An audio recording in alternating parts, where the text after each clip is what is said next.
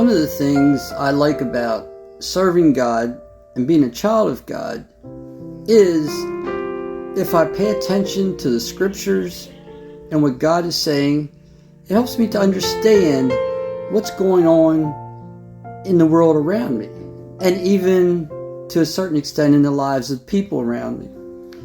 And one of those places is in Ephesians chapter 6, verses 12 through 18, and that in part says this: "For our struggle is not against flesh and blood, but against the rulers, against the powers, against the world forces of the darkness, against the spiritual forces of the wickedness in the heavenly places."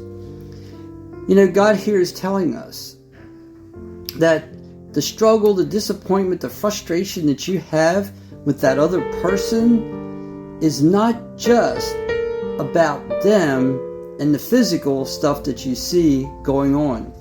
Maybe they're lying to you, maybe they cheated on you, maybe they stole from you. Whatever it may be, that's not the root of the problem.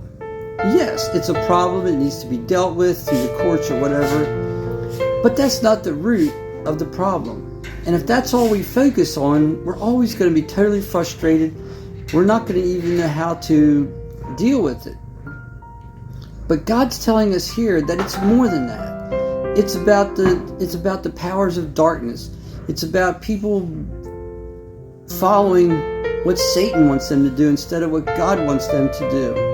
It's about people rejecting God and doing things according to the ways of the world, according to their own fleshly desires, according to Satan's whisperings in their ears.